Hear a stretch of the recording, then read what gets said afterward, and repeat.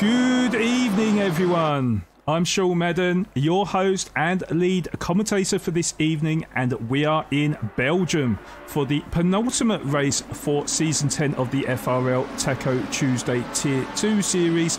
And as always, sitting alongside me in the commentary box for co-coms tonight, we have Luke Taylor. Good evening, Luke. Good evening, Sean. I'm looking forward to seeing more great racing here at our Tier 2 Taco Tuesday here on FRL 2. Well, I'm glad you are, Luke, because, yes, we are in Belgium, home to the Zolder circuit, one of my favourite circuits on the calendar, and an all-important round for the drivers, as there are just 2 races left till we find out who will be crowned champion for the Tier 2s in Taco Tuesdays. Luke, can you give me all the info and details on tonight's race, please?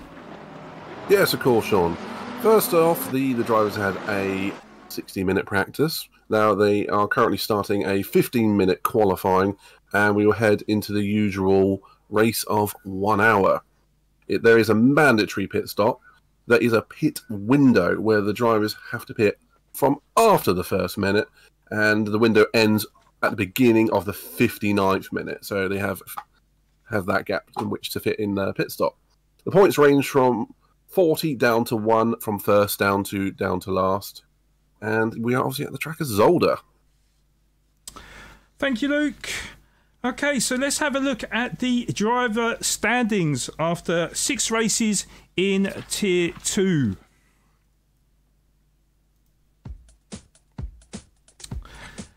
Okay, so once again, it's an all McLaren front row at the top of the championship. As we have Francisco Souza leading the tables on 226 points.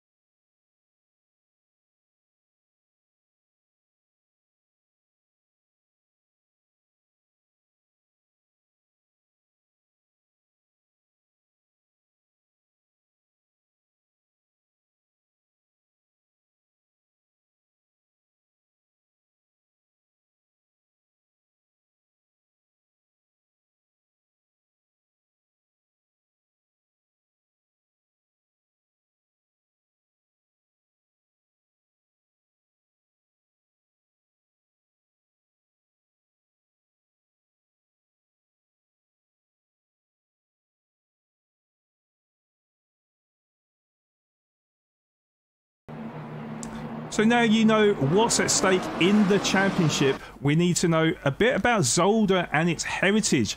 So luckily I have a man with all the knowledge. Luke, can you give us a bit of information on tonight's circuit, please? Very kind, John.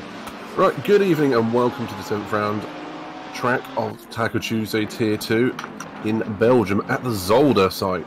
There are corners named after many of the racing greats such as Rindt, Ix and Villeneuve, to name but a few. Of course, this track is steeped in history and the unfortunate side of tragedy as well as historic achievements. This place is remembered in F1 circles as the place where the late, great Gilles Villeneuve lost his life. Zolder has the chicane posthumously named after him, where his career and life-ending crash took place. The track itself is an anti-clockwise orientated 2.5 mile, 4 kilometre long layout with many challenges across each of its sectors. Although the circuit is no longer hosting F1 due to its tight and twisty nature, DTM, GT and various Formula, and events such as a 24-hour GT race regularly take place on this classic circuit. Zolder is widely regarded as a classic circuit, but is largely overshadowed by its local rival we all know as Spa-Francorchamps. However, today, hosting our Taco Tuesday event, the track will be both suited for and ideal for our class of cars, and will no doubt provide both a challenge and ample opportunity for both close racing, overtaking, and pushing all drivers to the limits, especially through the longer corners and where oversteer and understeer can leave you in that unforgiving grass and gravel. Good luck to all of our drivers in this penultimate round here at Zolder. Back to you, Sean. Thank you, Luke. Before we get into qualifying, I've prepared a basic lap guide using the Ferrari 296 GT3 car to give you a rough idea of how the drivers will be navigating this circuit in the race. So please enjoy it and let's get into this.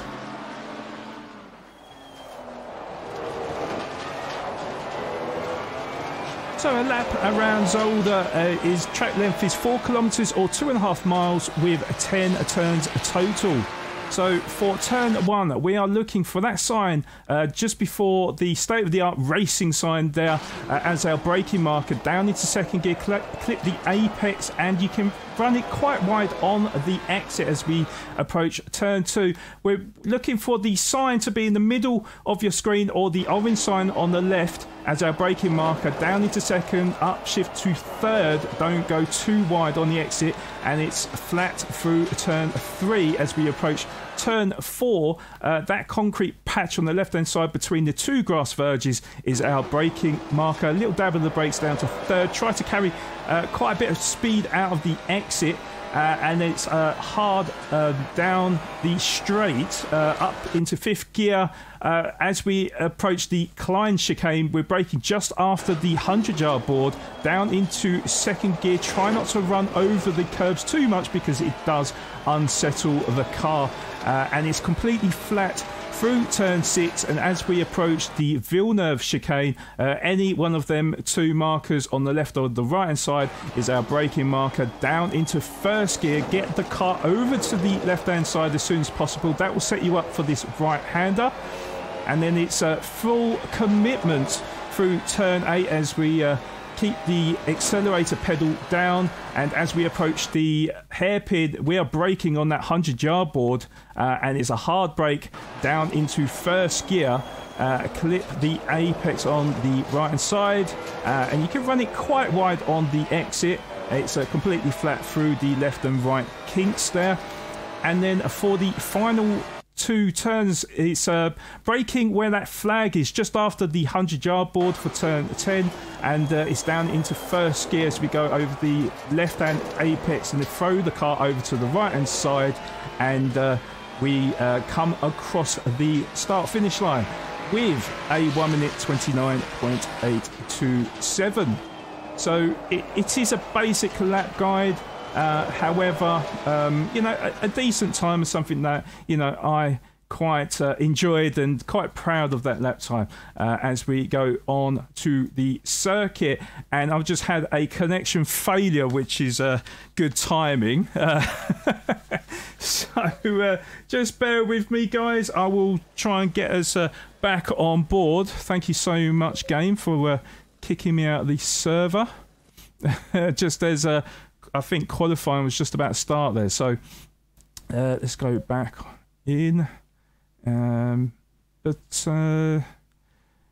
yeah, qualifying is just about to get underway, I believe, and let me just quickly join up with the server now.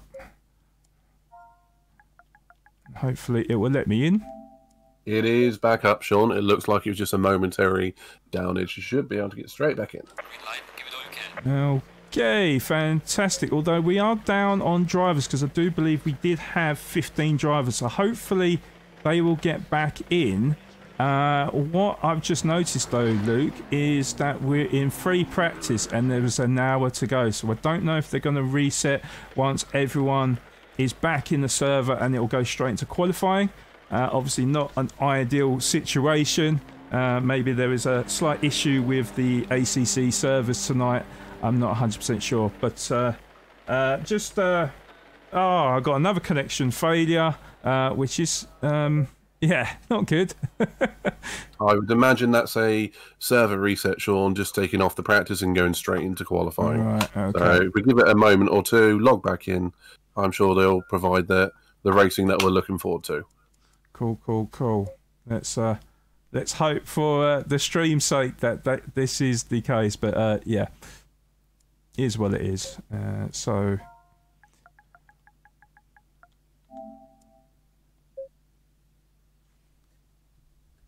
Green light, go. Okay. Right. So yeah, it is a reset. We're just awaiting the drivers to come in. Hopefully, this is not going to affect them here. We've got 11 now. But yes, just reading on chat because it gives me the perfect opportunity to read chat then.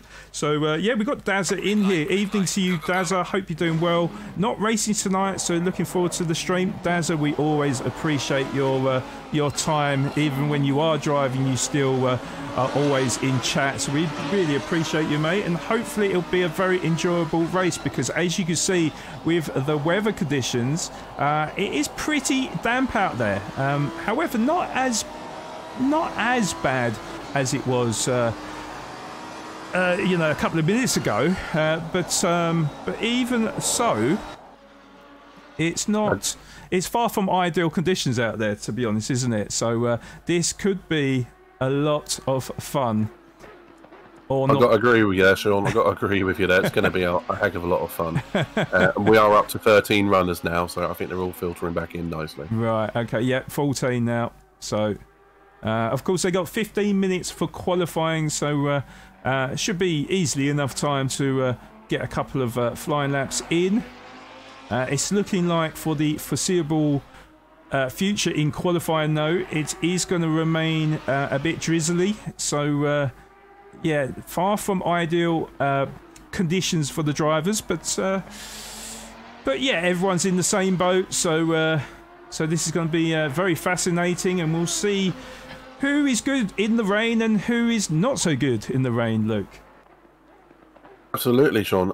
Well, from watching free practice with the slightly damper conditions, you have to say that there was a few excursions onto the grass and gravel.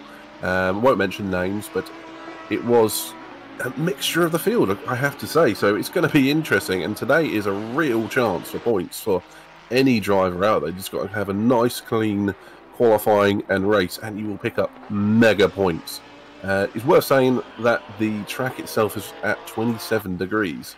So if we do get to see any sunshine either after qualifying or during the race towards the end, it could clear up quite quickly and we could have a very different set of circumstances on our hands. Yes, certainly. Yeah, of course, 60-minute race, so quite a long time. I think the time multiplier is at ×2 as well, so technically that is 2 hours of racing. Yeah, we'll have to see, but yeah, 27 degrees is actually quite muggy for these sort of conditions, actually. So it shouldn't be too bad if the rain remains how it is. If it starts to sort of absolutely chuck it down, then yeah, maybe there will be some issues. But to be honest, Daz, I would like to ask you actually, because you are, a driver of ACC. So, what type of tyres do you think the drivers will be using here? Is it wet? Is it too wet for the slick tyres, or maybe not wet enough for the wet tyres? I mean, would you be out in the wet tyres, Dazza? Naisbitt comes across the line first, by the way, with a 1 minute 33.972. So the drivers are just starting to get their lap times in, I think. Malmveg, I think, will be the next one to come across the line. Okay, maybe he's on an out lap then. So maybe it'll be Sterling that'll be the next to set a flying lap.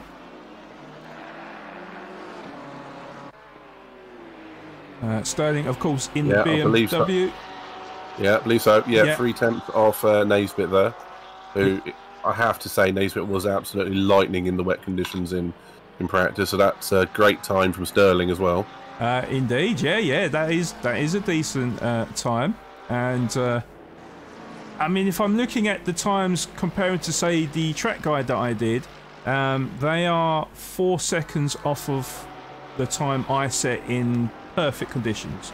So it looks like, as we see Sousa come across the line, who goes on to pole position with a 1:33.4, so half a second quicker than Naisbitt. Who's still running out there, by the way. So who is still running out there, yeah. Just as I say that, back into the pits he goes. Well, Trotman just comes across the line now. 2 seconds adrift of Sousa in P4. In P5, because Van der Waal has gone up into P4 with a 1:35.4, with Jack Prentice perhaps just putting a banker lap in, or maybe made a mistake, but he is nearly 5 seconds adrift. Yeah, I'd agree that's a banker lap. O'Neill sets a time as well and goes 6th. We've got loads of drivers out on track at the moment, obviously some still on bankers. Yeah, I would agree with that, Sean. I think Prentice has set a bit of a banker lap. He was quite quick at Donington in the wet, so he's more pace to extract from him there. So Lehar came across the line, didn't set a time, 6:96. Just about come across the line, doesn't set a time either. So perhaps certain drivers are struggling at the moment, but we have got 9 minutes left of qualifying still to go. We're on board with Palmer, so we'll see if this is a lap or not. Yes, it is. Moves up into P7. Mikowski yet to set a lap time at the moment. Now, of course, with the driver standings, it is imperative really that Mikowski qualifies ahead of Sousa or finishes the race in front of Sousa if he's got any chance of being the season champion for season 10, of course, of this Taco Tuesday Tier 2.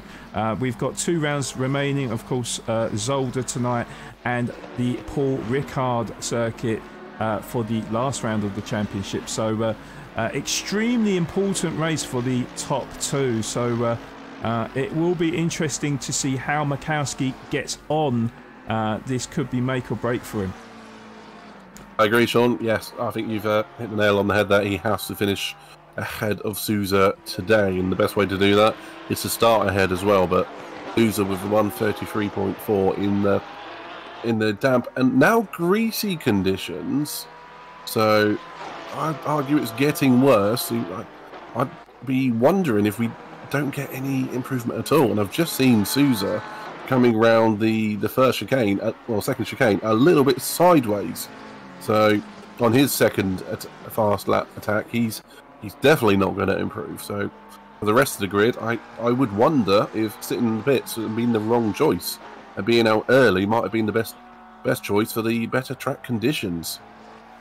Yes, this could be the case, as we just see it's Naisbitt. Oh, sorry, Mikowski has moved up into P3, so finds himself just over half a second slower than Sousa, but in P3, so that's more like it for Mikowski. Sitting in the pits at the moment, hopefully he is still thinking about getting out there for a second time. I think he is, because I just see the car move there, so...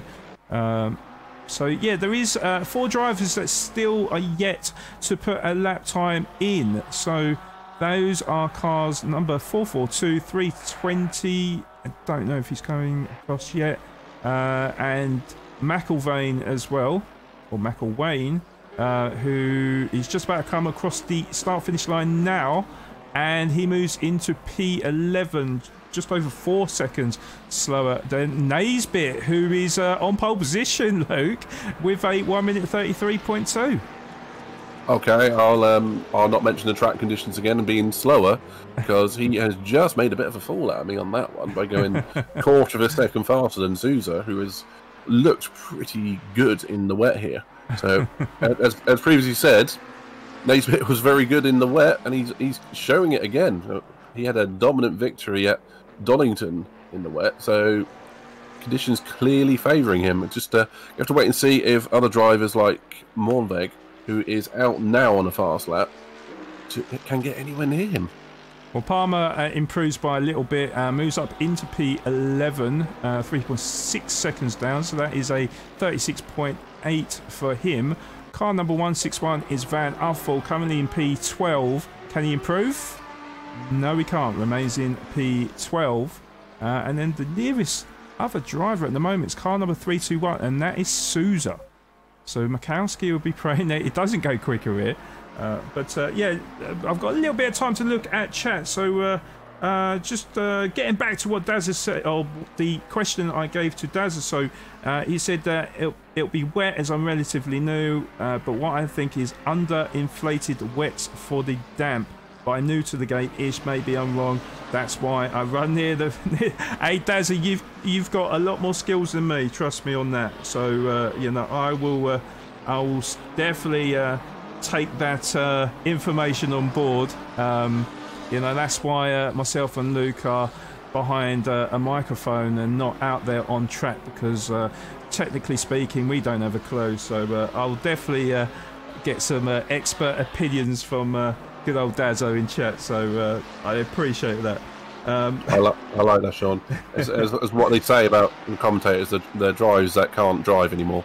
So I'm going to take that and be happy that I'm here watching this. And we have just seen Mornberg go P3, by the way. Yes, we have indeed. Yes, good spot there, Luke. 7 tenths down on Dan Naisbitt, so he's in the 33s, the very high 33s, but still 33s.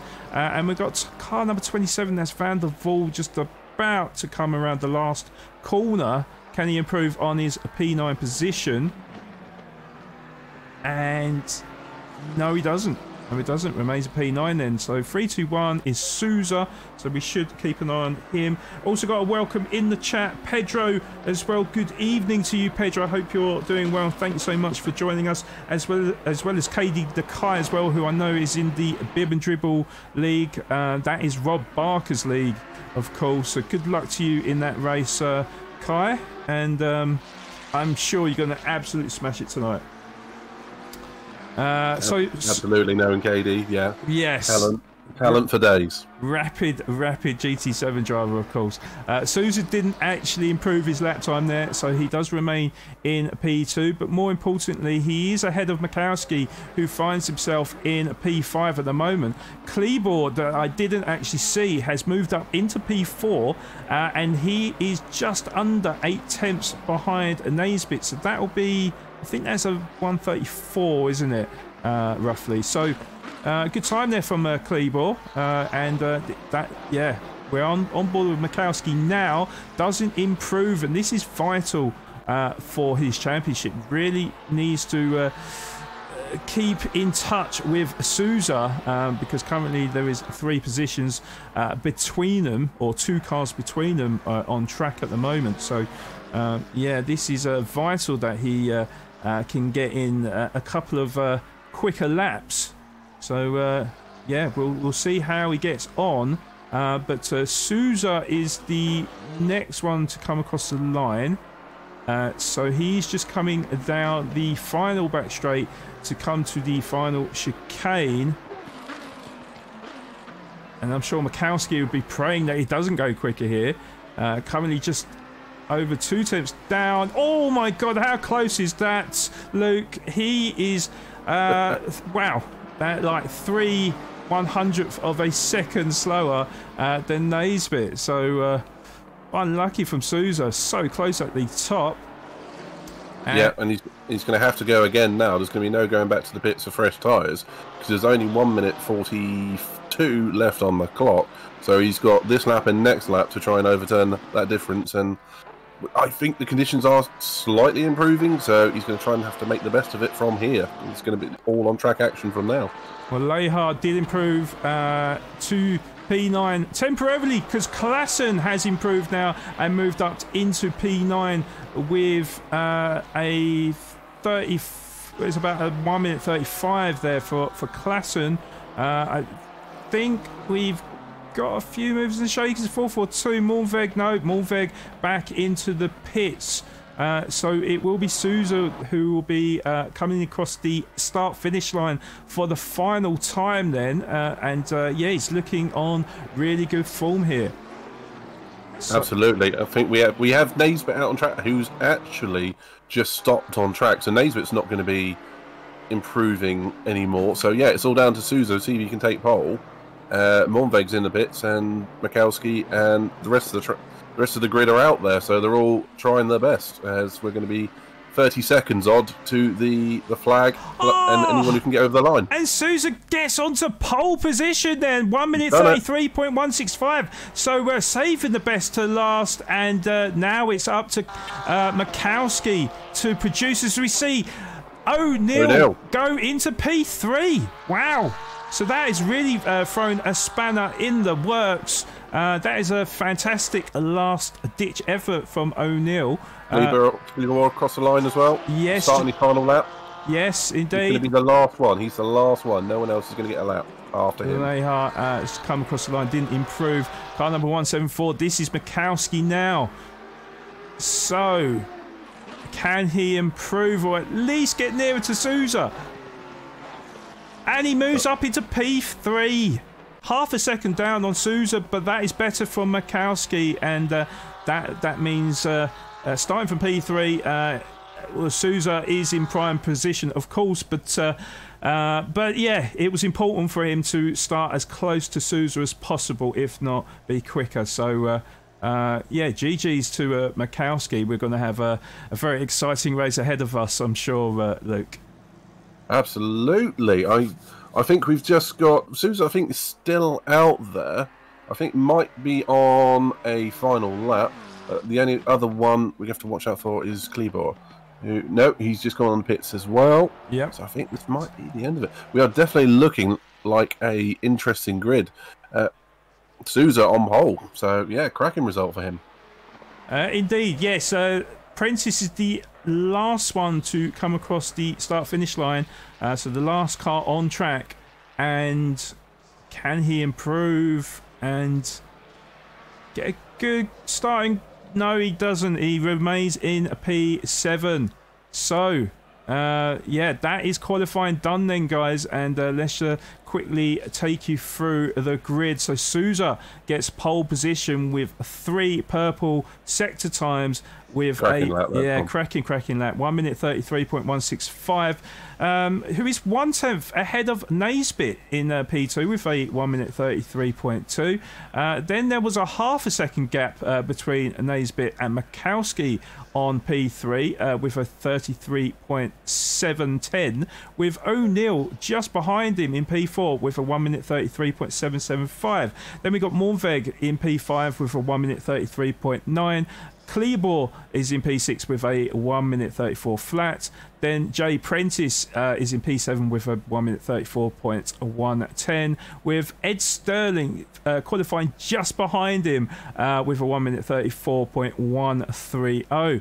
Trotman is in P9 with a 1 minute 34.320, with Klassen rounding up the top 10 with a 1 minute 35.115. Lehar gets P11 with a 1 minute 35.3, with Van der Waal in P12 35.485. McElwain will get P13 with a 1 minute 35.752. Palmer in P14 with a 1 minute 36.8. And then Van Uffel will start at the back of the grid in P15 with a 1 minute 37.1. Luke, can you just take over for 1 minute? I just need to quickly visit the bathroom. I think it was too much coffee or something. It's just gone straight through me. I'll be back literally 1 minute. No problem. Too much entertainment from qualifying as well. Yes, exactly. 1 second. No worries, Sean. You have at least a minute, so take your time. Right, I have to say, absolutely cracking lap there from Souza, who set 3 purple sectors. If looking from qualifying, it was Souza and Naisbit who were sort of duking it out for the fastest lap time in practice. So it's obviously carried through to qualifying.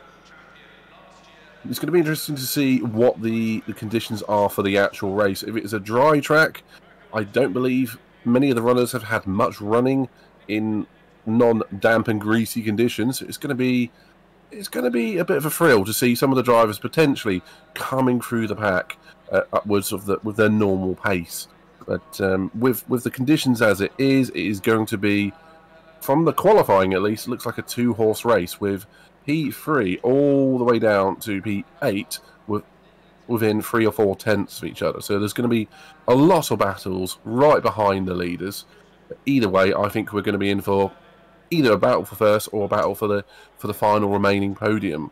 And Mikowski is really in need of a good result to at least keep the gap to Sousa reasonable for the final race next week. However, as the cars line up on the grid, we are anticipating an actual thrilling race. It is, again, still wet, with the track at 26 degrees with an air temperature of 21.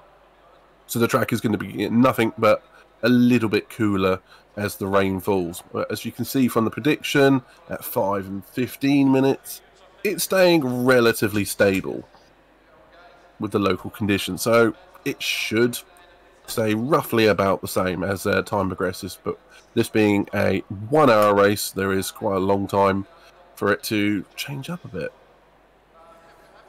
Yes, indeed, Luke. Yeah, just got back in the hot seat there, so yeah. I thought you might have been back. Yeah. So too much anticipation and coffee. Yes, exactly. Yeah. So yeah, the weather definitely not changing. Then, if anything, looks like it's the rain's got a little bit heavier, which is very interesting. Yeah, it's going to be entertaining. Yeah, simply put, I'm going to have to bring it up again. That victory we saw at Donington from Naismith it's going to be stuff of legend for Taco Tuesday. Indeed, yes, indeed. It's not as wet as that yet. It's not as wet as Donington. It's really going to throw the cat amongst the pigeons for sure. Yeah, Mikowski, of course, as we alluded to earlier in the programme, is currently 8 points behind Sousa in the championship. He'll be praying for a bit of a dogfight between Sousa and Naismith, and maybe Mikowski to pick up the pieces. So we will see. There is a long race ahead of us, of course, 60 minutes as we all know. So a lot can happen in this race, yeah, no silly mistakes for Mikowski, and maybe, just maybe, he can finish with a great result tonight. But of course, there's a lot of other drivers behind him that will say something about that, and they will be pushing like mad to of course try and finish their season as strongly as possible. So we've got 25 seconds left of this countdown with drivers setting up their cars with the correct tyre pressures and the correct amount of fuel in, of course, as well. So yes, the drivers will be on a formation lap as well to warm up the tyres and brakes. So before we prepare for round 7 at Zolder. Yep, as the drivers are getting going on the formation lap, they're going to find out exactly how slippery it is out there. It would have changed a little bit from qualifying. But Sean, I've got to ask, who's your hot pick for the race? Yeah, good question. That is a very, very good question. Okay, so Mornfeg, I had the pleasure of watching him on Sunday, and he was really competing amongst the very best drivers, because on Sundays we have the pro drivers and the amateur drivers. Mornfeg is an amateur driver in the Sprint Sundays, and he was in the top 7, I believe. So he was kind of like in the sort of mid-pack of the pros. So really mixing it up with some of the finest drivers on PS5.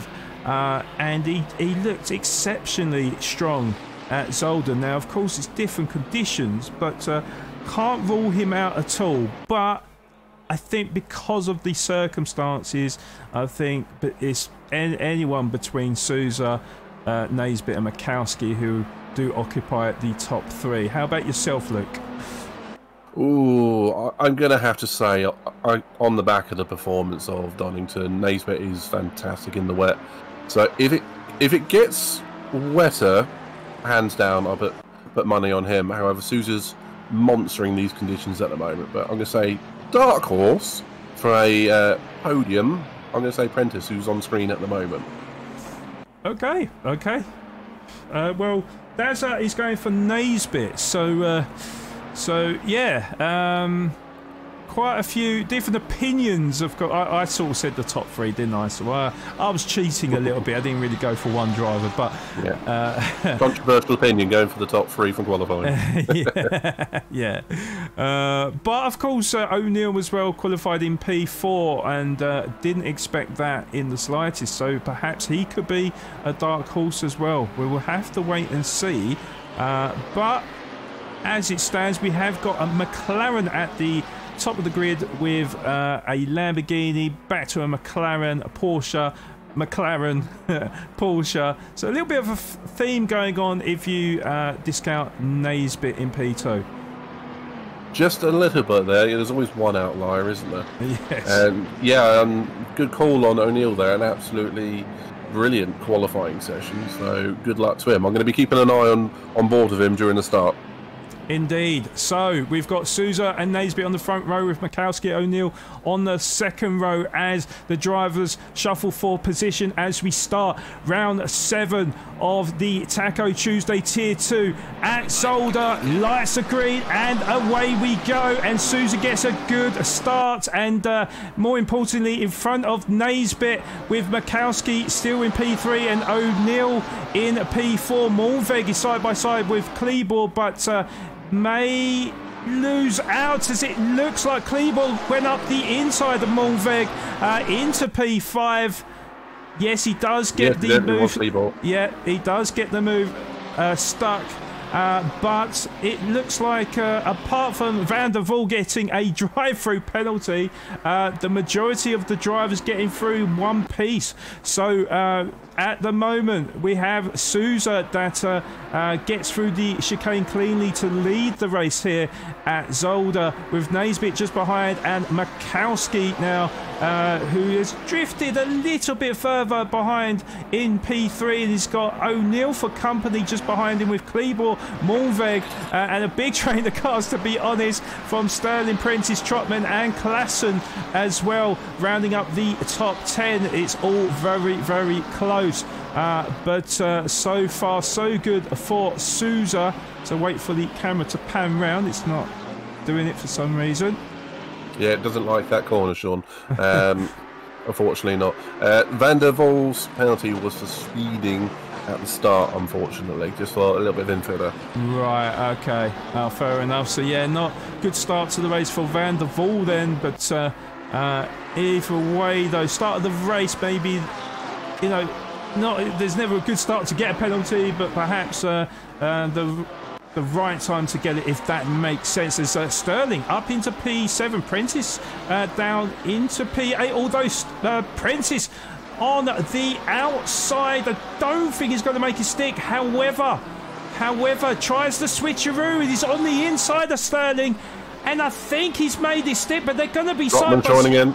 Yes, Trotman, unfortunately not enough room for both the cars to go side by side, but then Trotman up the inside of Sterling as he goes a little bit wide out the exit. So Prentice, yeah, leads in front of Sterling, and I think Trotman actually dropped down to P8 again. It looked like he had taken Sterling's position, but it is how it was, and yeah, of course, Prentice, with the battling with Sterling and Trotman, has dropped him 2.6 seconds behind Malveg then. We got O'Neill on the back of Mikowski, by the way, for P3, P4. They are very, very close together. Well, in fact, it's O'Neill and Kleber as well. Yeah. So, yeah. And it was a little bit closer, and now it's gone the other way to Kleber. Indeed. Well, Mikowski still in that P3, of course, behind Naismith. Kind of stuck in between, isn't he? Between Naismith and O'Neill, kind of on his own. With might be seeing the Kleber pass here down down into turn 1. He's looking at it down the inside. He thought about it, but in the end, tucks in just behind. But look how close they are between O'Neill and Kleeble. Kleeble, though, up the inside, and he's going to have to give a bit of space to O'Neill on the outside. They are side by side as we go through turn 4. And oh, it's a bit of contact, little bit of contact. But sorry, that was turn 3. This is turn 4 now. There was a little bit of contact, but came to nothing in the end. Kleeble actually in front of O'Neill as O'Neill tries to battle for that position back with Morveg in the background as well. So yeah, it's very exciting stuff at the moment at the start of this race. Get on the on board. Exactly, Sean, exactly. There was a little bit of contact and O'Neill ended up a little bit on the grass there, so that will be down to the stewards if they feel that is a penalty-worthy incident. However, it was the lightest of touches as we see O'Neill go sideways trying to get back on terms of Kleeble, but as you said, Mornveg has joined the fight here, so it's now a three-way fight for P4. Indeed. So, yeah, just pulling a slight gap to O'Neill Kleeble as he got better traction out of the chicane there.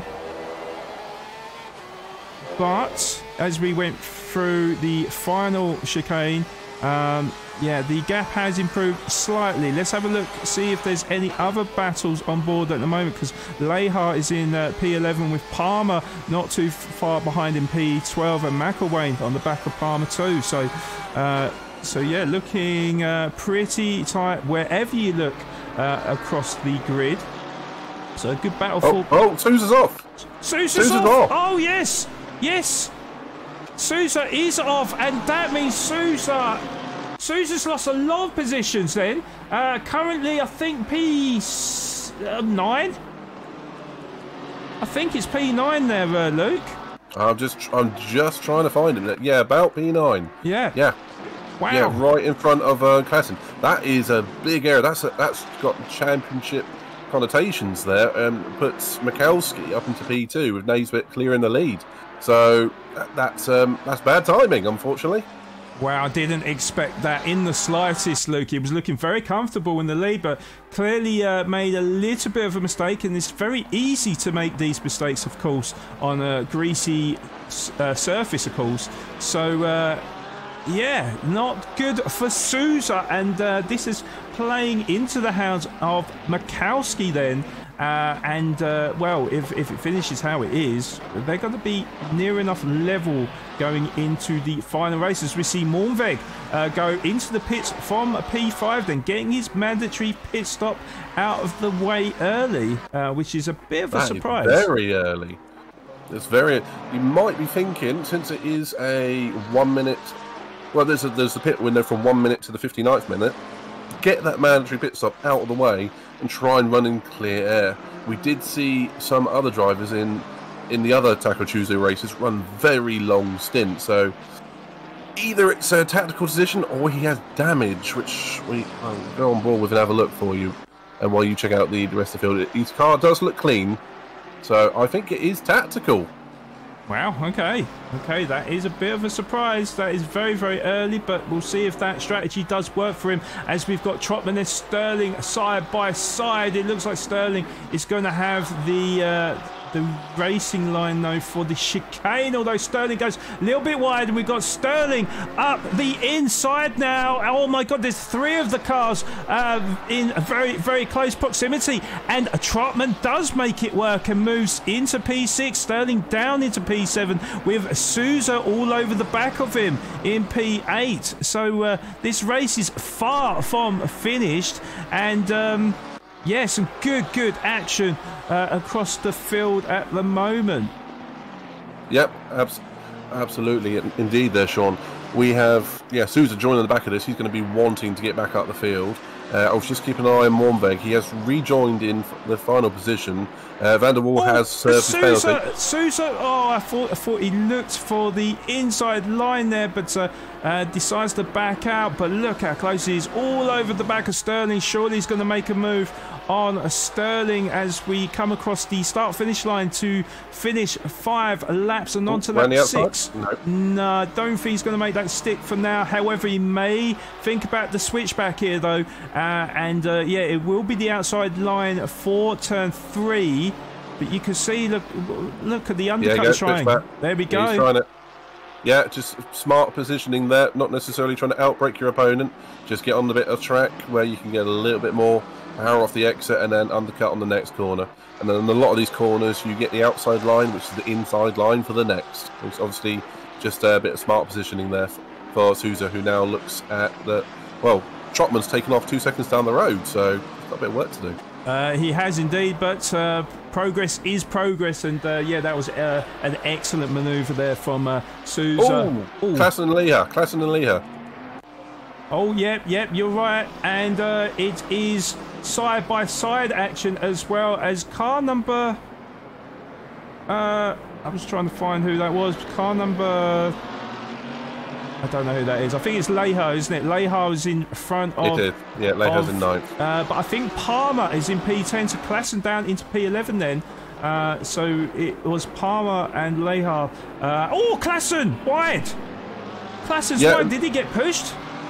I think he braked very, very late, and I think Palmer in front of him braked a little bit earlier, and Klassen took to the escape road to avoid punting Palmer. So a good bit of driving there, avoiding an incident. That's the last thing that you need, of course. Any damage or taking yourself out or someone else out. And Sousa is on the back of Trotman already.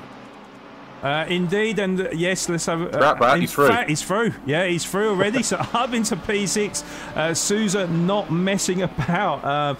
Clearly angry with what seems like a mistake from him earlier on. So the comeback charge is definitely on, and Mikowski will have to watch out maybe with Sousa, fastest man on the circuit with the fastest lap time as well. Mikowski on the back of Naismith as well. He only is 3/4 of a second, but he's trying to get away from Sousa to get maximum points. But well, lots going on. Very much lots going on. Indeed. So there is a fair... I'd say there's a fair gap. There is about 6 seconds between Sousa and Mikowski at the moment, who actually finds himself 1.4 seconds behind Naismith when they came across Sector 2. So where it was a little bit close, perhaps got on the throttle pedal a bit too early on one of the corners and lost a bit of traction. But it's down to 1.1 seconds, so you can see how inconsistent it is between the drivers. But then Kleber still got O'Neill breathing down his neck for O'Neill for P4, Kleber and P3. With Prentice not too far behind in P5 as well. And then we've got Sousa, who is 6 seconds down the road from Prentice. So in fact it's a lot. P9 and 4 cars very close together. There's definitely some action to come from this.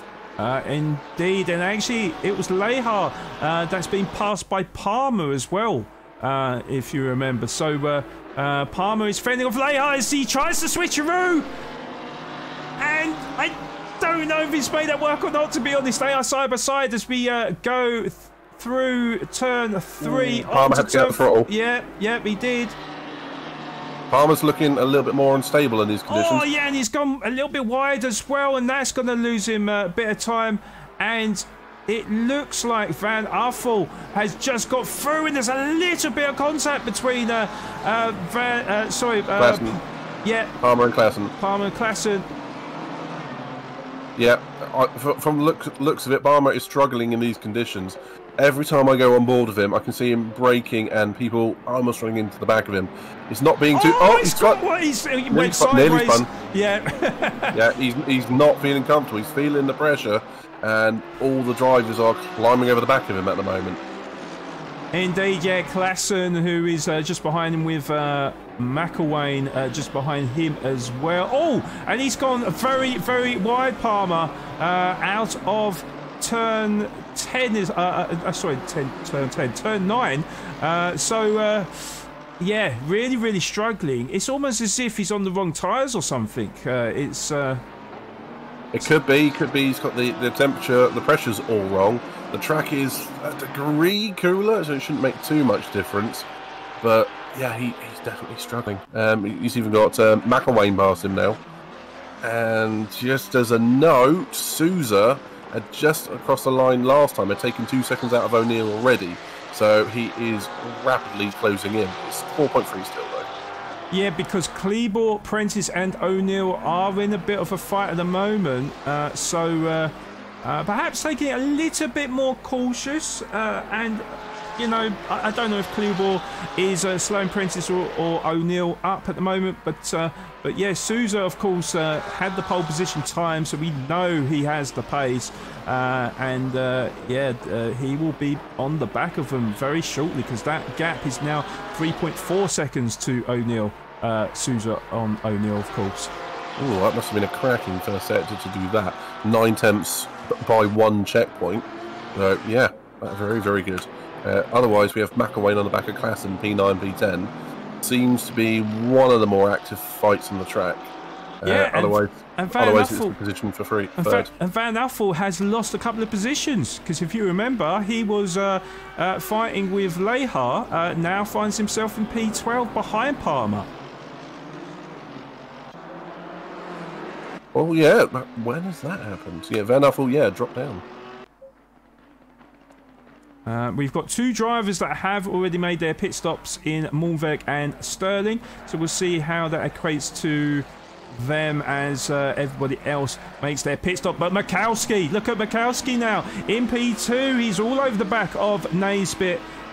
So maybe Naisbitt may have made a mistake, or maybe Makowski's tyres and the car setup just at the right point of this moment of this race. So, but yeah, you can see he's putting all sorts of pressure on Naisbitt. And again, this is not good news for Sousa, although he is making a good comeback. But yeah, 6 tenths at the moment. So he lost a little bit of that gap.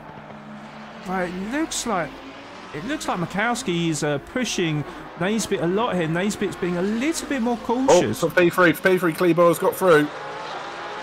Prentice is all over the back of him. Prentice is trying to get through. Yeah. Sorry, he was literally side by side coming through the chicane into the new one.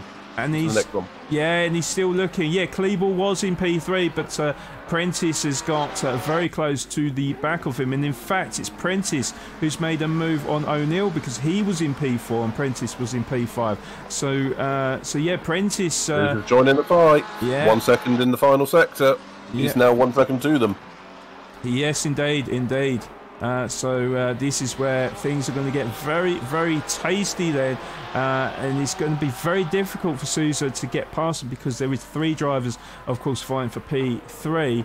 So Sousa's going to have to be very tactical in making passes. But look how close it is at the moment. And Prentice getting a really good run on Kleber on the inside. And whoa, that is so tight. I don't know how they managed to give each other space, but Prentice has moved up into P3 with O'Neill now fighting with Kleber for that P4, and he does make it sneeze up the inside of Prentice as well. There's a slight bit of contact, but they're still side by side as we've gone through the Villeneuve chicane, and it looks like O'Neill has made that stick and he's moved up into P3. Interesting move there, Sean. A very interesting move. Oh, there's contact. There's a second bit of contact between Prentice and Kleber, and he's gone off wide. And Sousa is now up into P5, and now he will be fighting to try and grab that was it P3, isn't it? From the 2 in front of him, as he's all over the back of Prentice now. A little bit unlucky for Kleber because there was 2 bits of contact. The second bit of contact was what made him go wide, but that was just the momentum of the car from the first bit of contact, which made him collide for the second time. But all the same, Sousa now, rubbing his hands with glee. Now he will be trying to seize his prey and try to get back into that top 3. So definitely worth... Oh, but then meanwhile, Mikowski side by side with Naisbitt as we go through the chicane. Of course, that wasn't going to work for him. Had the outside line, but you can see how much pressure he's putting on Naisbitt. He really, really wants to get the job done and be in the lead of the race. But Naisbitt is not going to make it easy for him, of course, Luke. Of course not. I mean, why would he? He's got the racing line, Naisbitt. He's going to make it very difficult for Mikowski. Just an update on the rest of the field. We've had Sterling and Van Offel take their mandatory pit stop. Morveg is ahead of them, who's also had their pit stop. But yes, we have a cracking fight for P1 and a cracking fight for P3. With regards to that pass we saw by O'Neill on, I think it was Kleebor a couple of laps ago. Well, that was something, and unfortunately I do think the stewards will have a look at it, but hopefully it will be deemed a safe and legal pass. But either way, horrible lap for Kleebor, falling from P3, I think it was, down to P6 in one lap. Indeed, yes, indeed. Yeah, we are on board with O'Neill at the moment. It was just trying to see if Sousa was going to make a pass on Prentice. He's not leaving him alone. However, O'Neill didn't get the best run out of turn one. And that gap that he originally had on Prentice has closed right up again, and Prentice all over the back of O'Neill, so under extreme pressure as we go through turn 4. Mikowski's 1/10 behind Naisbitt again, so seems to be very, very good through the first sector, but of course again, being side by side and on the outside is going to lose him time, and he's lost all that time again. It's a bit of deja vu from the previous lap. It does seem to be, and Mikowski's fallen a little bit back from Naisbitt, by the way. If I were to guess, I'd say Sousa here is being a little bit cautious, seeing these guys fight very hard in front of him, so... Yeah, as he goes a bit wide on the right-hander, actually. But, yeah, O'Neill and Prentice absolutely throwing everything at each other in this one, trying to get that P3.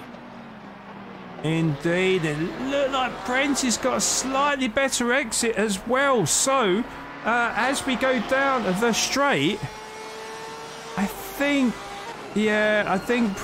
Prentice not going to go for the move, but... he is so close to the back of him as we come across the start-finish line to finish lap 13 onto lap 14. It looks like that Porsche does pull away from that Ferrari down the straights. It seems to be pretty good acceleration from that Porsche compared to the Ferrari. I'd have to agree with that, Sean, but it does seem to be struggling a little bit in the long winding corners of the first sector. This double, triple right-hander, depending on how you think about it. It does seem to be a little bit more sideways, more often than not, in O'Neill's hands at this stage of the race. And just a quick update, the track temperature has fallen to 25 now, so it's still getting a bit cooler, so it's going to make it harder for the drivers to keep that temperature in the tyres and get the ultimate grip that they have available for them in these slightly damp and greasy conditions, Sean. It does seem like that, Luke, to be honest. It's as obviously it gets a little bit later, it's a little bit of a squirrely moment from O'Neill out of the Villeneuve chicane there. Oh, Mikowski's on the back of Naisbitt, right on the back of him. Yep, good spot there, Luke, good spot there. So, yeah, this is where Mikowski seems to be a bit stronger than Naisbitt. Don't think he's going to be able to make the move here, though, unfortunately. So he's going to have to bide his time, but yes, he is so close to the back of Naisbitt, and he will try to make a move on him, perhaps for turn 1, or at least try and set himself up for a move in the next couple of corners.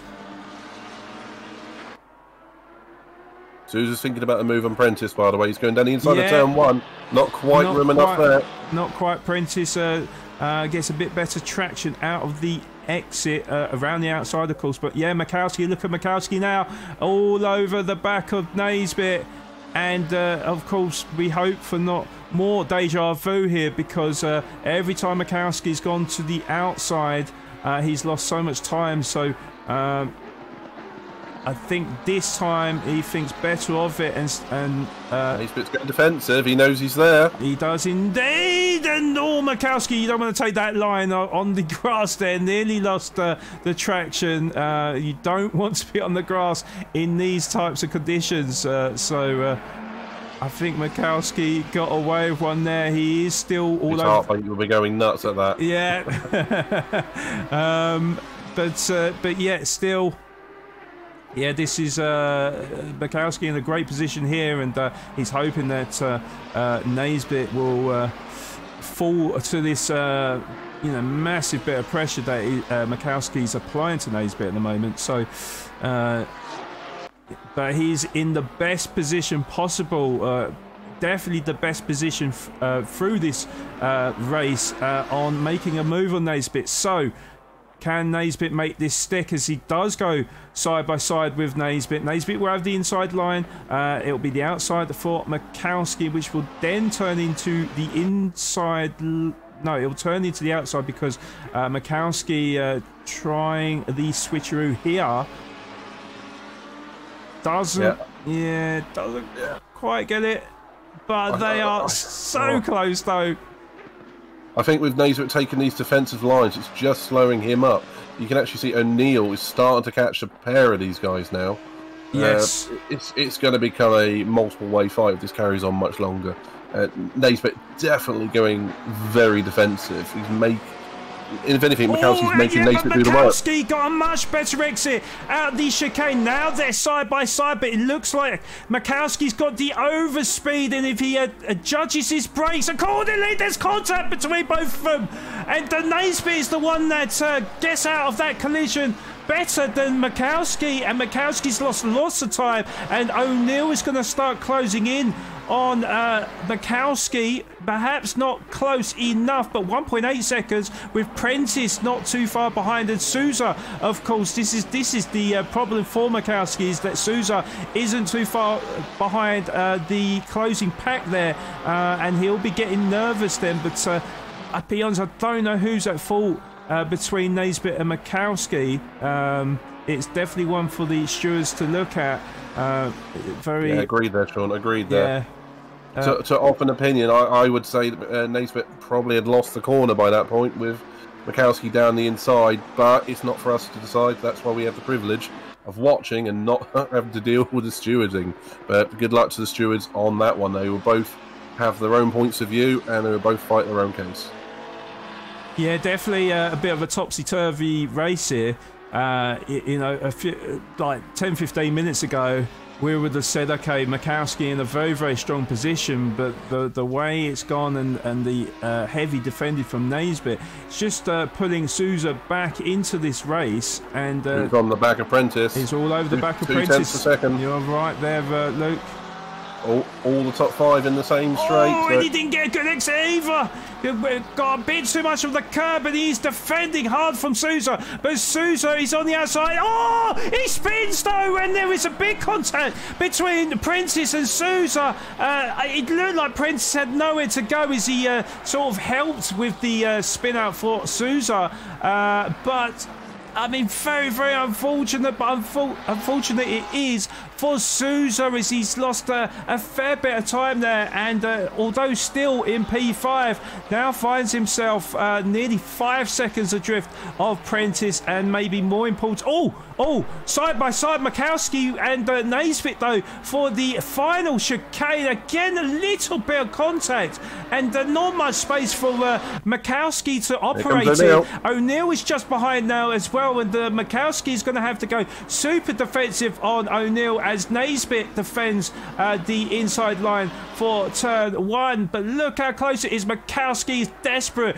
to get past Naisbitt, and if he doesn't, you feel that O'Neill will try to take the opportunity to go past Makowski. So this is very, very interesting, and wow, he's literally on the back bumper of Naisbitt as he goes wide. Naisbitt wide. Makowski didn't really have anywhere to go, but he's on the inside, and I think he has made that stick, and I think O'Neill will go past him as well on the inside, and there was almost contact there, but Naisbitt does in fact take P3 there because he had to slam on the brakes. Otherwise, there could have been a collision between the pair of them. So Mikowski is now the brand new leader of this race, and now can he hang on to the race lead?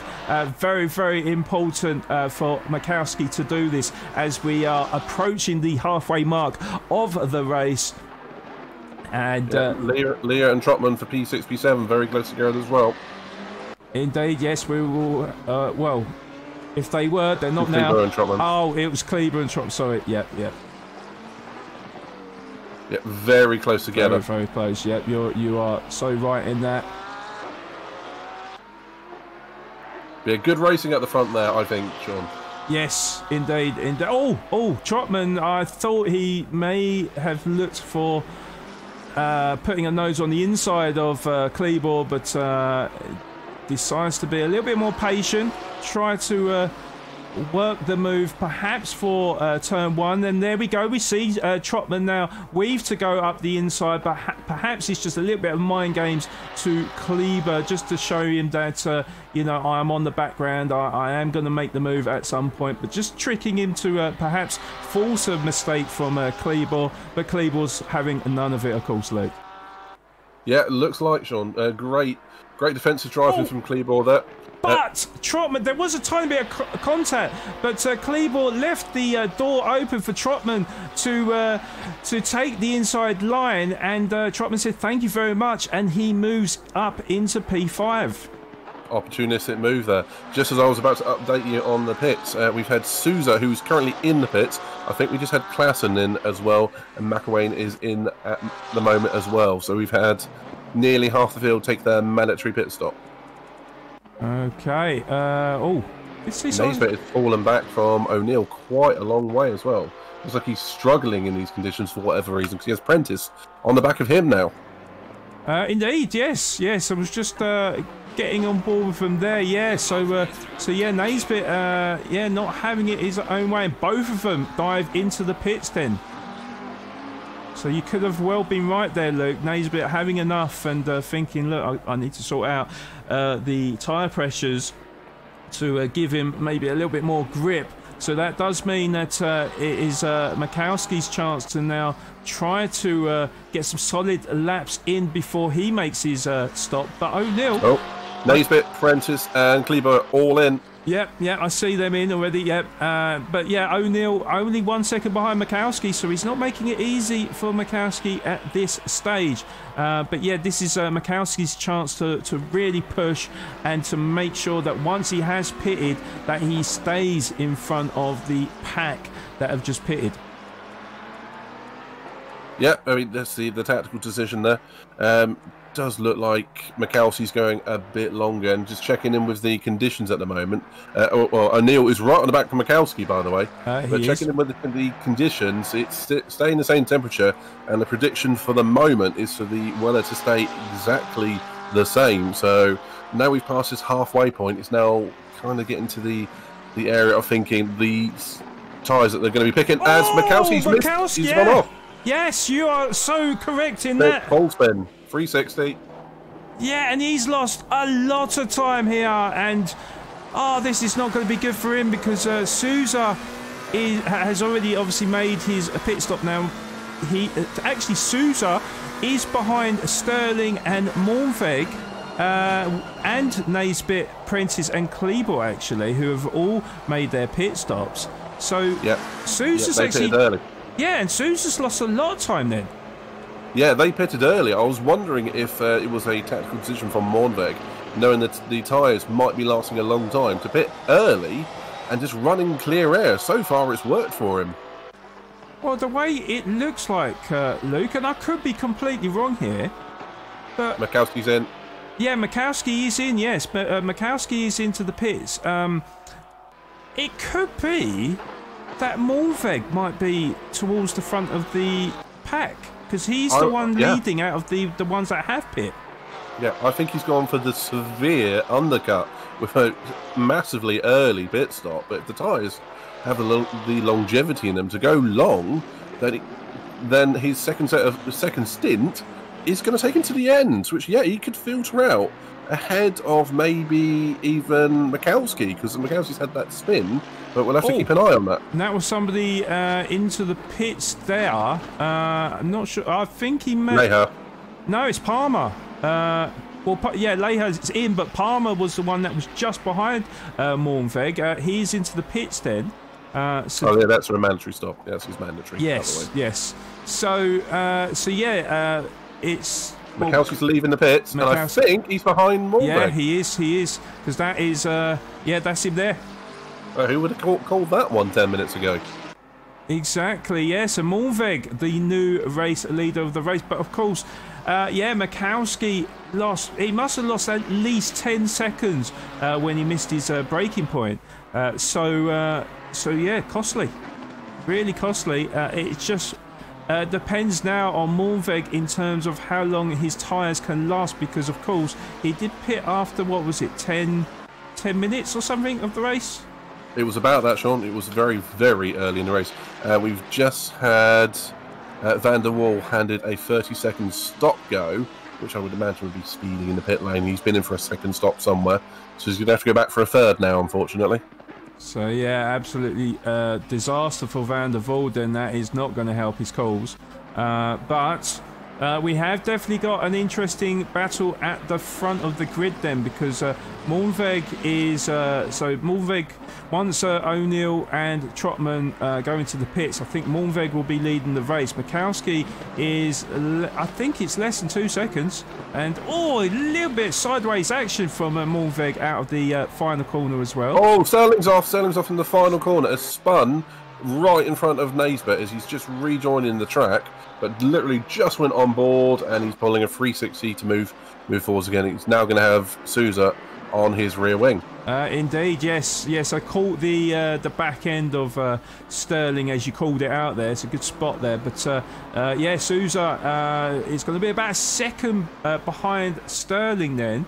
And this is going to be good news for Sousa. And, you know, drivers are making mistakes left, right and centre. So this is far from over, Luke. I could expect more twists and turns in the last 24 minutes of this race. I would think so, Sean. We're seeing a lot more. Oh, and that's one of them, because Moornweg went wide out of the chicane. Mikowski gets past, Prentice gets past as well, and Naisbitt as well. So, wow. Naisbitt's off. Naisbitt's off. Oh, yes. So Moornweg will take back that position as they went side by side on the rejoin, actually. But luckily Moornweg just gets in front of Naisbitt. Naisbitt is going to come fighting back though as we approach the hairpin. He's got the inside line to Moornweg as well. It looks like he's got a bit deep though. So Moornweg gets a better exit, and I think has leapfrogged. He's leapfrogged Naisbitt as again, but Naisbitt still got that inside line, of course. And yeah, unfortunately for Moornweg, he couldn't get the move done there. So Naisbitt back in front again. Very, very topsy-turvy race here. Prentice 1.3 seconds behind Mikowski, who will be the leader at the moment. Sterling? P7. Indeed, yes, just behind, and trying to make the move stick. Doesn't get it quite right at the moment as Sterling defends for his life. Sousa's going to try the cutback. It looks like it's worked. I think it's the same move he did on him earlier on, Sean.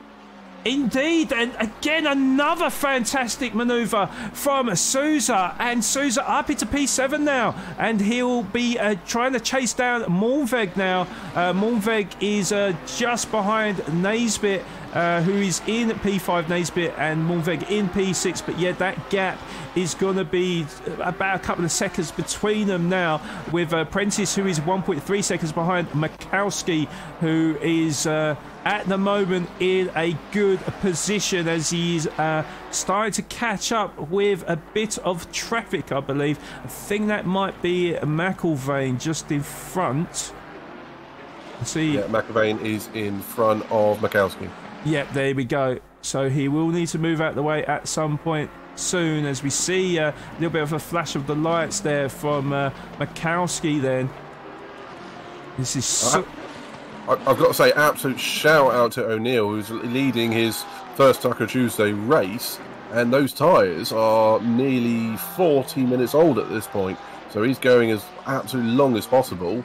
Maybe he's trying to see if the weather will change at all in the next 5 minutes, but yeah, he's got to be thinking about that mandatory pit stop now. Yes, indeed. Yeah, we've got 22 minutes left of the race. 21 minutes of the pit window that is left to open. And yeah, so far so good from O'Neill. Clearly very comfortable on the current set of tyres, and of course he's got a big lead as well to Trotman as well, so he's got lots of clear air around him, so is more than comfortable in staying in that position and hoping that the consistent laps that he's put in will be enough for him to be in front of Mikowski once he's made his pit stop. Yeah, I think I agree with you there, Sean. I was just keeping an eye on what was going on. I was just having a... Oh, Sousa has just cut the chicane, by the way. He's still going. It's not going to cost him any time. Yeah, I was just wondering and keeping an eye on a couple of different drivers who have, I think, probably been pushing the track limits in certain areas, particularly into that Villeneuve chicane down at the end of the course. And I think we're going to start seeing potential time penalties coming forwards, so I'm just keeping an eye on that. And yeah, it's tricky out there, Sean. What do you think? Yeah, I mean, of course, very difficult conditions for the drivers, of course, but yeah, they will need to be wary, because yeah, it will be a devastating penalty if they cut the track more than 2 times. It'll be 3 times for the drive-through penalty, of course. So yeah, they will need to be rather cautious. Well, I mean, this is such a great race here at Zolder. I just don't know which way to call it at the minute. Mikowski has got a 1.2 second lead. Oh, over Prentice. It didn't look like he had the best of chicanes there. He got a little bit too much of the second curve. That's where the car can become very, very unstable, of course. These chicanes are quite tricky as well. Look, you can see from the rear spoiler there, Prentice closing in on Mikowski, so Mikowski's going to need to be a little bit careful. Prentice is definitely a man on the charge. We've also got Sousa all over the back of Mulveg now. And surely it's just a matter of time before Sousa thinks about, well, he thinks about diving around the outside, and I think he's made that work. He definitely has. I would say that Mulveg is probably regretting his very early pit stop now, because he's just not looking at ease in that car for the last lap or two, and Sousa made that look easy.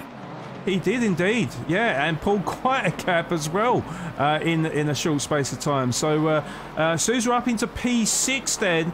This is really great news for Sousa. I'm just looking at the gaps now. So Sousa will be about just under 10 seconds. O'Neill's into the pits. This is the current race leader into the pits. Okay, all right. So Trotman stay. Oh no, Trotman he's about 20 seconds behind. Yeah, he's 20 seconds behind. Right, okay. So yeah, Mikowski then. We'll keep an eye out for Mikowski and O'Neill then. Mikowski is just approaching the first chicane then, so he is quite a bit behind. Trotman has stayed out, so Trotman will be provisionally the new leader of the race. But yeah, Mikowski is quite a bit behind. O'Neill is in the pits at the moment, so I think with that earlier spin, Mikowski's spin down into the hairpin, he would have lost 4, 5, maybe even 6 seconds. So I'm thinking O'Neill's going to retain the lead here. And he's gone wide as well. Yes, he's gone wide. So Prentice up the inside, and Mikowski down into P4 at the moment. O'Neill is still in the pits now. He's just about to leave the pits. So let's have a look and see where Prentice is at the moment. Prentice is coming around the final turn.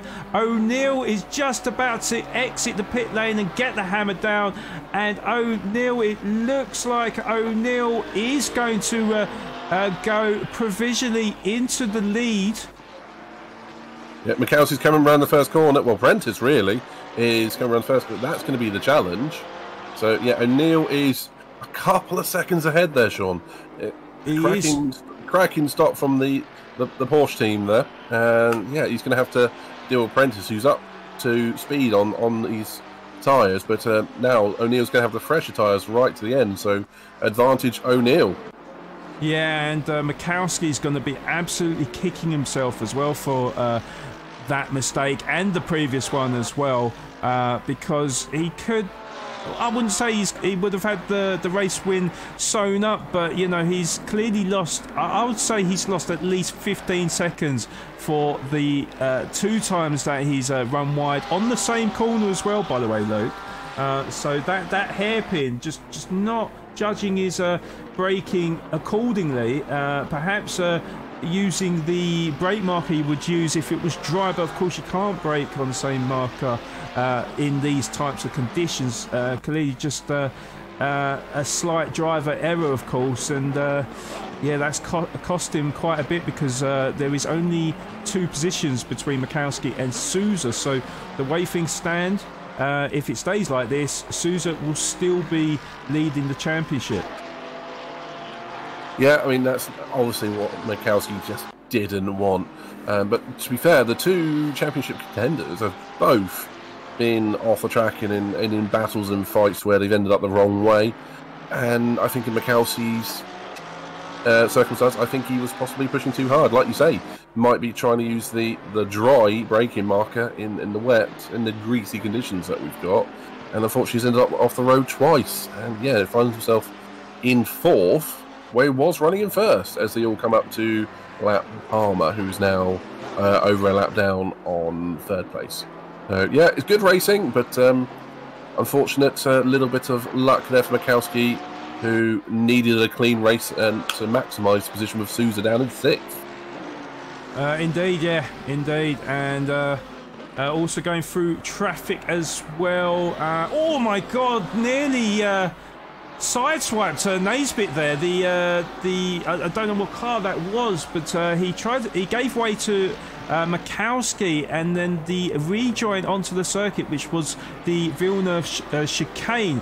Clearly didn't see Naisbitt there, and Naisbitt had to take evasive action, otherwise there would have been a collision. However, Naisbitt all over the back of Mikowski now, so Mikowski seems to be struggling on them tyres, or on the car setup at the moment, and yeah, despite the near collision from the back marker on Naisbitt, has still closed that gap on Mikowski, sorry. Yeah, it looks like Mikowski's confidence is shot in these conditions. As we are actually also looking at Prentice on the back of O'Neill, which is currently at P2, which is the provisional, well, will be the lead, as Trotman is provisional P1. But yeah, from my observation, it looks like Mikowski's lost his rhythm and needs to sit and compose himself. I mean, he's still running in net P3, but he's not looking comfortable at the moment, Sean. He's not, and yeah, I mean, Dazza did call it. He did actually. I'm pretty sure Dazza said Prentice for the win. So I'll go back and check that. I'm pretty sure Dazza. He might have said someone else before, but I'm pretty sure I just read that he feels that Prentice will get the win or get the heartache. I'm not sure. I think it's the heartache actually. But yeah, O'Neill is under all sorts of pressure lots now. Going on, lapping Clausen. O'Neill and Prentice get past him down into the hairpin, and yeah, we've got Mikowski's now gained back up on these 2, and yeah, Clausen got in the way there a little bit. And Clausen needs to move aside here, because Mikowski's trying to get past him here. The blue flags will be waved, and he's not getting out of the way here. No, just unfortunately sitting on the racing line. I mean, he's entitled to take up his line, but he has to get out of the way within, at least by F1 rules, by the 3 posts of blue flags. But that was clearly the wrong place for Mikowski to catch Clausen. I think the way that the rules work on the FRL is that if they're within a second, then they need to give way to him. I think that was about 0.2 of a second, so he was definitely closer than Yeah, that. yeah. Particularly at the hairpin. He had the opportunity to step aside on that straight as well. It wasn't like there was a sequence of corners there. So Trotman's been in. I missed that. Trotman's been in. He's coming out behind. It's behind Sousa. So Behind Trotman, Sousa for P6. P6. Good result for Trotman. Yeah. And Mornveg has slipped right down into P. Oh.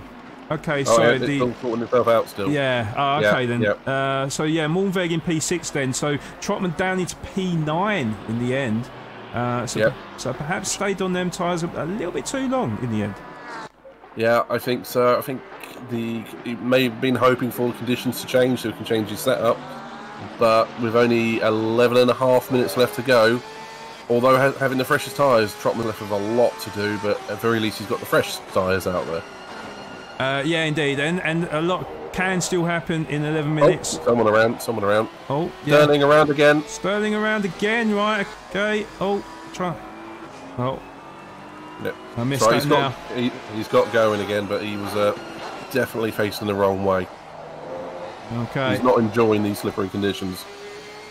Well, we're just on board with the current leader at the moment, O'Neill. He has a 7/10 gap to Prentice in P2. Mikowski's a further 1 second behind Prentice in P3, and it seems like Naisbitt is not on the back of Mikowski now in P4 because he has slipped 1.5 seconds behind in P4. Yeah, he fell back fairly rapidly after we saw him right up on the back of Mikowski, and it looks like he's recomposed himself, ready for another. Mikowski! Nearly completely lost it, but Naisbitt is going to close in on Mikowski and sweep around the outside of him. And Mikowski, that is a costly error just after the chicane, of course, slips down into P4 now, and Sousa is only 1 position behind now. Oh. Yeah, that is the last thing Mikowski wanted. But both him and Naisbitt seemingly cut to the corner there. So I would imagine they're both on the final warning for track limits. But Mikowski in desperate need of more points than Sousa. Yeah, 3.4 seconds and 1 place ahead. That is not what he needed. No, what could have been for Mikowski, 20 minutes ago. He's falling. Oh, Naisbitt's off. Yep, Naisbitt is off. Yeah, I see that. And he should retain that position because it wasn't under pressure for Mikowski, but hopefully he's not gained any time either, because that will be penalty worthy. No, that's true. That's true. It does look like I don't know actually. Now, look, to be honest, there is a fair margin between Mikowski and Naisbitt at the moment. What Mikowski will be worried about though is Sousa is within 3 seconds of him now. Place behind, so actually 2.6 seconds behind. So yeah, I think Mikowski just had a poor sector. So yeah, Sousa will be smelling the fear from Mikowski, I believe, yeah, it's down to 2.5 seconds now. So yeah, Mikowski is going to be very wary as we've got 9 minutes left of the race. All cars have pit now. The pit window is still open for him, but Sousa's across the gravel. Yeah, Sousa has cut the corner, and now that will be interesting because how many times has he cut? As Mikowski goes wide out of turn 8 as well. Prentice is off as well. Yeah, Prentice is off and going very, very slow. That looks like big damage. It looks like big damage. Yeah, he's off the circuit. In fact, he's off the circuit. What has happened now? I would imagine he's come around the corner a bit too fast and he's ended up in the right-hand side wall, and then he's had no brakes for the following hairpin, but he's going so slowly. Yeah. Even Clanton and Palmer are passing. So this could be for retirement with only 8 minutes to go. Yeah, that looks like a retirement to me, Sean. Yeah, it does indeed. Bad time to make a mistake. Of course, this is going to help Mikowski a little bit, although there is only 1 position between them, so it's going to be how it is, isn't it? I think there'll be 2 points extra for Mikowski, but Sousa does have the fastest lap time. I'm not sure how many points the drivers get for the fastest lap time. Also had pole position in qualifying as well, so don't know if Sousa actually picks up more points than Mikowski, actually, Luke. Well, if that's the case with the pole and the fastest lap, and Mikowski is going to be having a deficit to Sousa into the final round, despite finishing ahead of him. So yeah, as you said earlier, what could have been? Prentice is in the pits at the moment, and he's going to be falling, I think, almost to the back. He's going to fall down to at least 10th. So what could have been for Prentice as well, pushing too hard to catch O'Neill, who is looking like he's having the drive of his life out there at the moment. Naismith. Oh no, that would have been the back marker. Sorry. Yeah, that was an awful. Yeah. So yeah, Naismith, after his trips in and fights with Mikowski and others and trips across the grass, it looks like he's coming back at O'Neill a little bit. But he's only got 6.5 minutes to catch O'Neill, and well, it's 2.7 seconds. And O'Neill's looked very good, and I know he's got some of the freshest tyres out there. Yeah, and Sousa, he's catching Mikowski. It's down to, it was 1.9 seconds. So it's 2 seconds really between the pair of them. So that deficit is coming down at the moment. And yeah, with 6 minutes left, we had someone on the side there. That is car number 678. That is no. Prentice in the pits, but there was a car on the side. Okay. We have just had Palmer and Klassen switch places about half a lap ago, just as a reference. I don't know who has spun. Might have been Van Offel. He's in that sector. It could have well been, to be fair. Yeah, I'm fairly sure Prentice has retired because he's still in the pits. Well, interestingly, there is a bit of a battle. I think Moonvig is lapping Klassen. Yeah, he has indeed, and Kleebor is not too far behind actually. Approaching. Oh my God! I see Moonvig going a little bit sideways out of there. Kleebor is starting to approach Klassen as we come up to the Villeneuve chicane. This is where. Well, maybe he can't do it here, but he should pull to the side here because this Kleebor's all over the back of him. He would have flashed his lights as well in frustration, and yeah, Klassen should be slowing down. Yeah, I think that's at least the second instance of this race. He's not even moving off the line, which is not ideal for Kleebor, who's trying to get on the back of Moornberg. He looks to be going a little bit backwards at this point with those old tyres. He must have the oldest tyres in the field. Yeah. And otherwise, I'm just noting that Naismith is falling away from O'Neill. But I would imagine, this is only a theory, O'Neill is pushing very, very hard to try and get at least a 5-second gap in case of a penalty later on. Which there's been incidents all across the race. None too dramatic, but only a nudge here, nudge there. But at the end of the day, you want to have that gap just in case of a penalty. Indeed, yes. Well, look at Kleebor now all over the gearbox of Moonvig, and he's looking to maybe set up a switcheroo, but Moonvig went very defensive out of turn 4 there, so they are both coming up to the chicane, and I don't think Kleebor is going to make the move, and he doesn't, but he is putting immense pressure on Moonvig now, and it feels like it's only a matter of time before he can make a manoeuvre stick. Yeah, and Moonvig is on those ancient tyres at this point, so Kleebor is going to have more grip and probably more confidence, as we've seen a couple of incidents from Moonvig. So, advantage Kleebor, but he's still got to make the pass work, so good luck. Yeah, definitely. Zolder, not the easiest circuit to make moves on. I know that we've seen Sousa, who is now 1.2 seconds behind Mikowski. I know that he's made a few manoeuvres look very, very easy, but yeah, in these sort of tricky conditions, you have to be absolutely perfect on your brakes and your steering inputs to make these moves count. But yeah, Kleebor, yeah, all over the back of Moonvig, and I just feel like if he does get his inputs correct, he will grab that P5 away from Moonvig. Yeah, it looks like it's going to happen, but we've only got 2.5 minutes left to go, so I would imagine that is, at the current pace, 2 laps, I think, from O'Neill.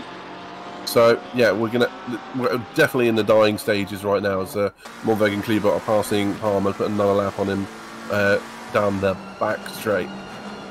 And yeah, Naisbet is he's not going to get onto the back of O'Neill.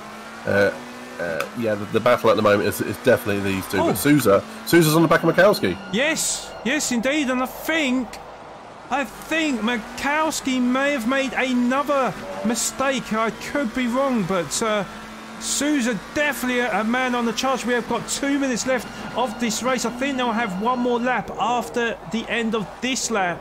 Yeah, Sousa. Yeah, this is wow. The comeback would be complete if he was able to get past Mikowski.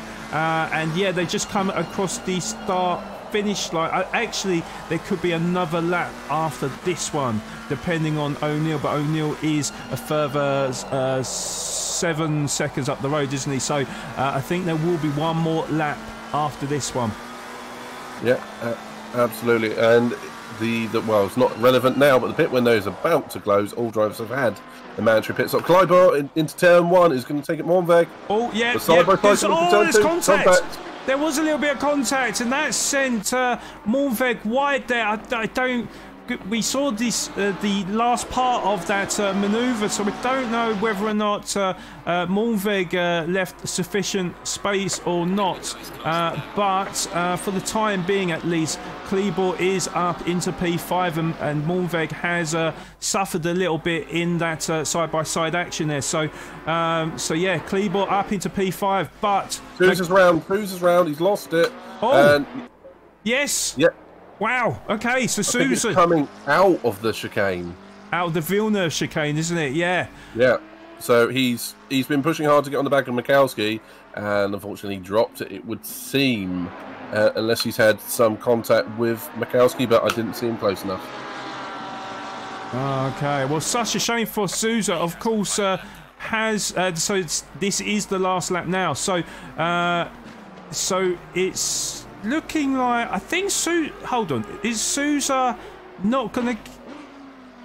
He may just get across the line. 5, 4, 3. He's going to get across the line. About 1.5 seconds left to go. So anyone from Kleber downwards, I believe, will be finishing the lap. The race, and Kleber's got Trotman on the back of him. So Moorweg lost 2 places in that incident. So Trotman has got up to P6. And Kleber... Yeah, it's not come up, has it? So they are still racing. Okay.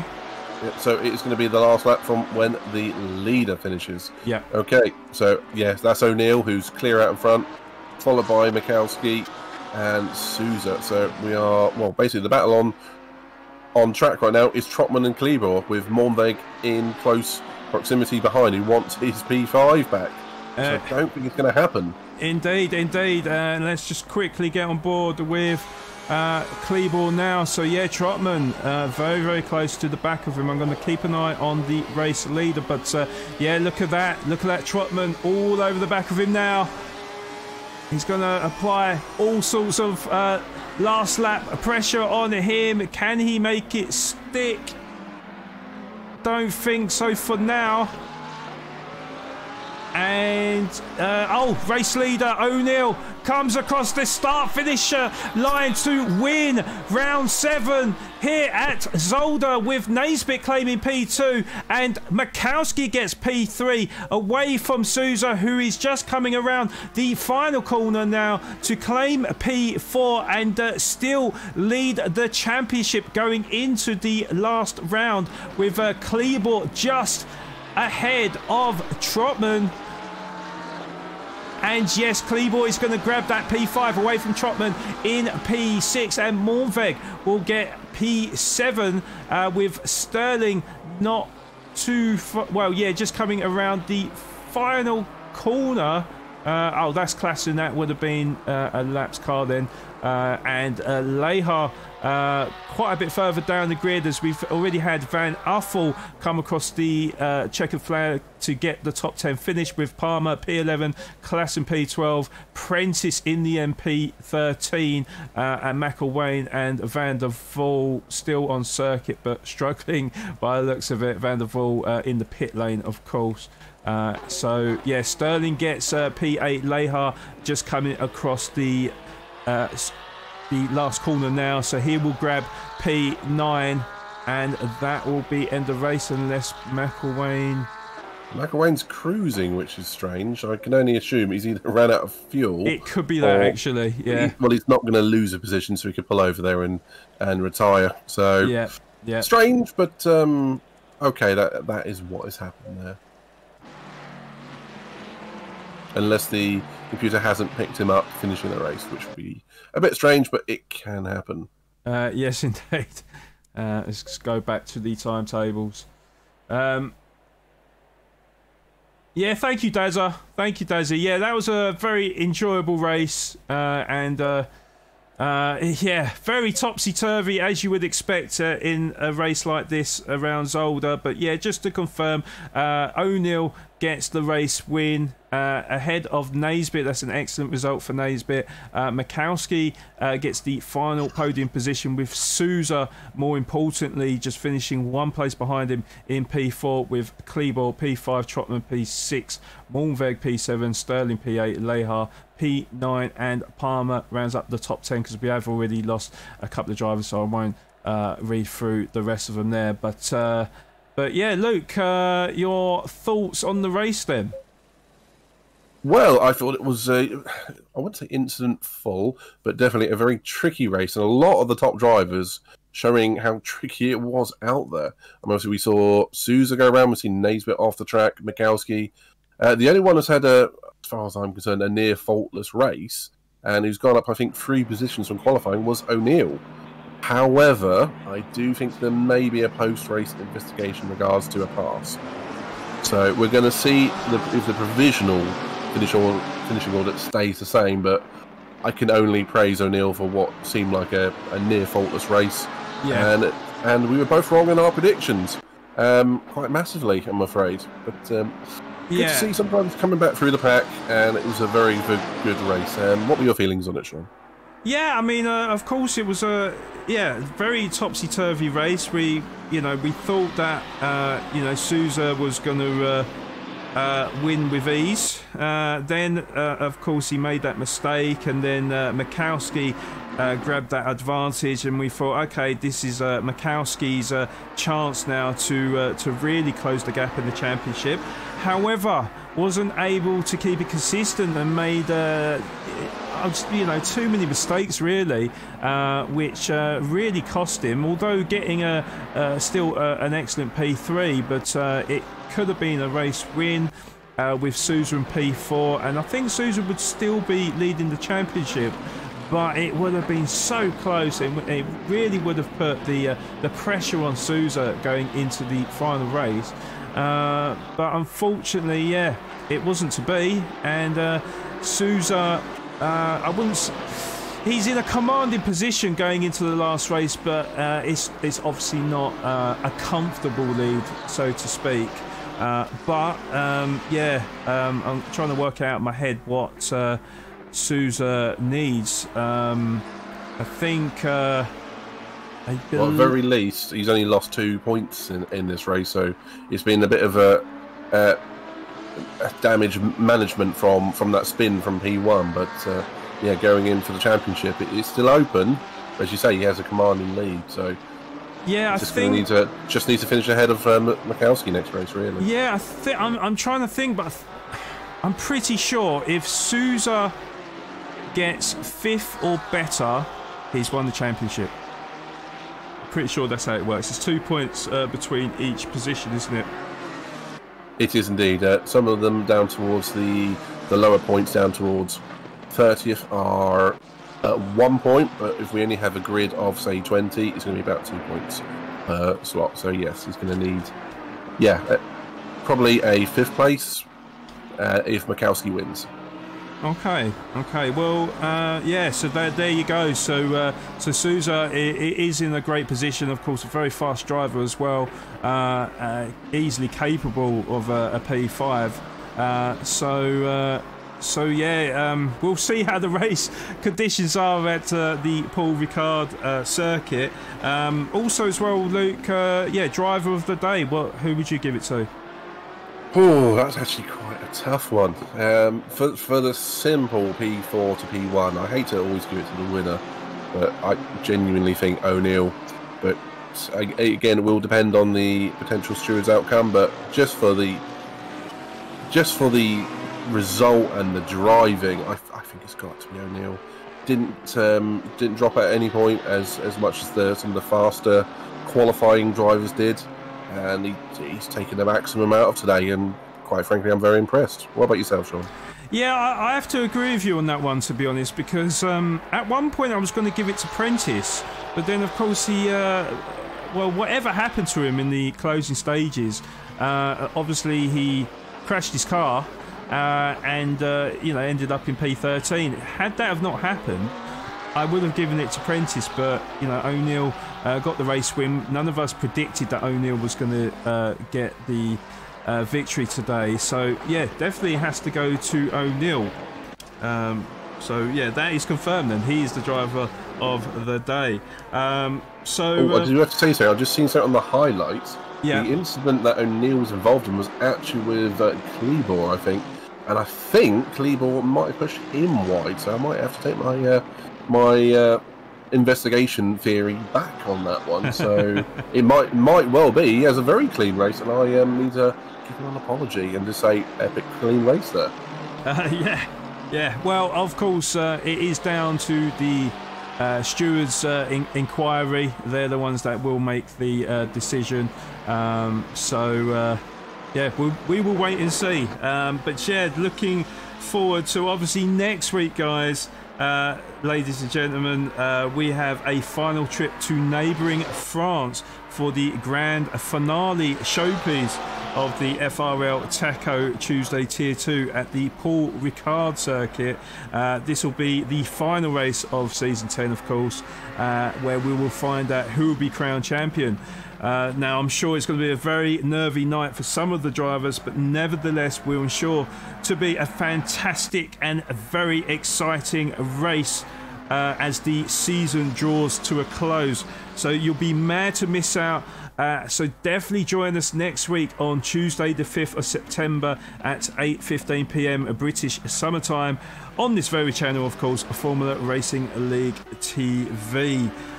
So yeah, just got to say congratulations to O'Neill for the race win, obviously pending an investigation with Dan Naisbitt and Makowski getting the other two podium results. But yeah, congratulations to all the drivers that made it through what was a very soggy and tricky Zolder tonight.